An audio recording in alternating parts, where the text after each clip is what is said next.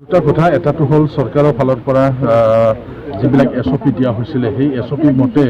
চৰকাৰে যি ধৰণৰ বাধা আৰোপ কৰা হৈছিলে এইবিলাক আমাৰ মানুহবিলাকেও মানি চলা নাই, যিটো আমি দেখি আহিছোঁ। তো সেইকাৰণে মই অনুৰোধ কৰিব বিচাৰিছোঁ চৰকাৰেও SOP মতে আৰু অধিক কঠোৰ হ'ব লাগিব। যিবিলাক নিয়ম বান্ধি ধৰা হৈছে সেই নিয়ম মতে যাতে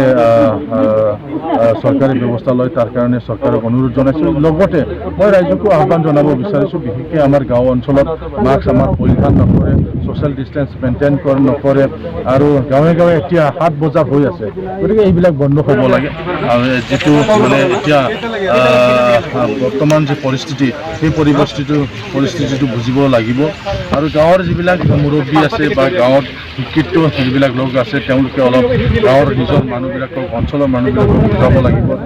আমাৰ মানুহবিলাকৰ এনে ধাৰণা যে মানে ক'ভিড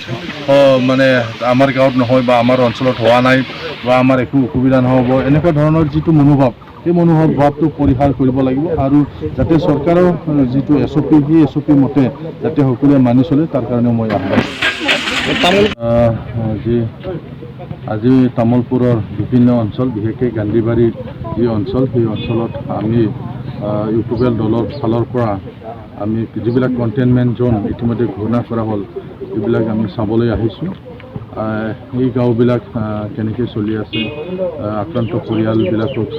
মানে কি সুবিধা পাইছে, কেনেকুৱা অসুবিধাত আছে সেইবিলাক খবৰ ল'বলৈ আহিছোঁ আৰু যি পাৰোঁ অলপখিনি আমি আমাৰ দলৰ ফালৰ পৰা তেওঁলোকক সাহাৰ্য দিয়াৰ কাৰণে ব্যৱস্থা কৰিছোঁ। যদিও সেইটো যথেষ্ট নহয়, মই জিলা প্ৰশাসনক অনুৰোধ কৰিব বিচাৰিছোঁ অতি সোনকালে এটা জৰীপ হ'ব লাগে যে তামোলপুৰ অঞ্চলত কিমানখন গাঁও এতিয়া কণ্টেইনমেণ্ট জ'ন হ'ল। যিহেতু কণ্টেইনমেণ্ট জ'ন হ'লে এই গাঁৱৰ মানুহবিলাক বাহিৰত যাই পেলাই কোনো কাম কৰিব নোৱাৰিব বা যিসকলে দিন হাজিৰা কৰি বাহিৰত গৈ পেলাই উপাৰ্জন কৰিব লগা তেনেকুৱা পৰিয়ালবিলাকৰ বহুত ক্ষতি হ'ব, তেওঁলোকৰ উপায় নাই। গতিকে অতি সোনকালে জিলা প্ৰশাসনে এইবিলাক মানে তদন্ত কৰিব লাগে, হিচাপ নিকাচ কৰিব লাগে আৰু সাহাৰ্য দিয়াৰ কাৰণে অতি সোনকালে ব্যৱস্থা কৰিব লাগে, তাৰ কাৰণে মই অনুৰোধ জনাইছোঁ। আৰু ইয়াৰ পিছত আমি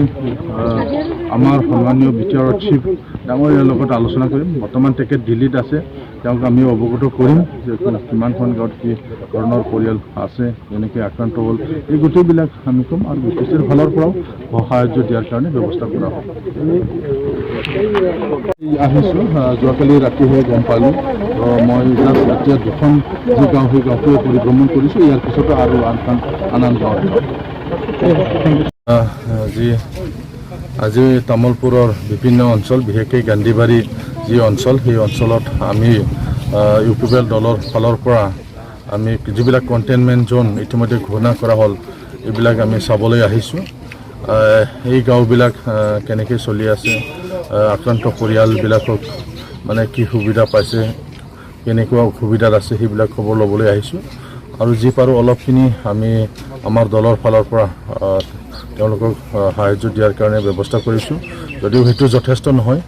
মই জিলা প্ৰশাসনক অনুৰোধ কৰিব বিচাৰিছোঁ অতি সোনকালে এটা জৰীপ হ'ব লাগে যে তামোলপুৰ অঞ্চলত কিমানখন গাঁও এতিয়া কণ্টেইনমেণ্ট জ'ন হ'ল। যিহেতু কণ্টেইনমেণ্ট জ'ন হ'লে এই গাঁৱৰ মানুহবিলাক বাহিৰত যাই পেলাই কোনো কাম কৰিব নোৱাৰিব বা যিসকলে দিন হাজিৰা কৰি বাহিৰত গৈ পেলাই উপাৰ্জন কৰিব লগা তেনেকুৱা পৰিয়ালবিলাকৰ বহুত ক্ষতি হ'ব, তেওঁলোকৰ উপায় নাই। গতিকে অতি সোনকালে জিলা প্ৰশাসনে এইবিলাক মানে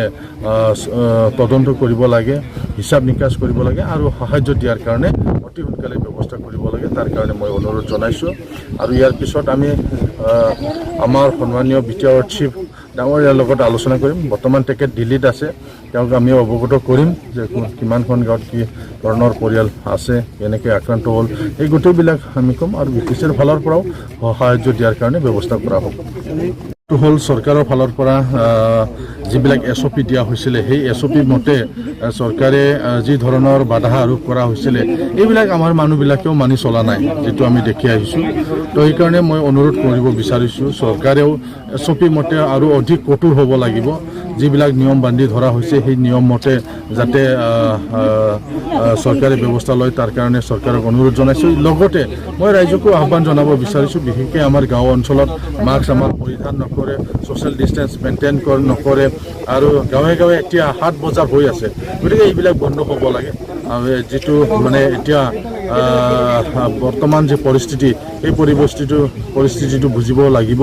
আৰু গাঁৱৰ যিবিলাক মুৰব্বী আছে বা গাঁৱত শিক্ষিত যিবিলাক লোক আছে তেওঁলোকে অলপ গাঁৱৰ নিজৰ মানুহবিলাকক অঞ্চলৰ মানুহবিলাকক বুজাব লাগিব আমাৰ মানুহবিলাকৰ এনে ধাৰণা যে মানে কোভিড মানে আমাৰ গাঁৱত নহয় বা আমাৰ অঞ্চলত হোৱা নাই বা আমাৰ একো অসুবিধা নহ'ব এনেকুৱা ধৰণৰ যিটো মনোভাৱ সেই মনোভাৱটো পৰিহাৰ কৰিব লাগিব আৰু যাতে চৰকাৰৰ যিটো SOP সেই SOP মতে যাতে সকলোৱে মানি চলে তাৰ কাৰণে মই আহ্বান জনাইছোঁ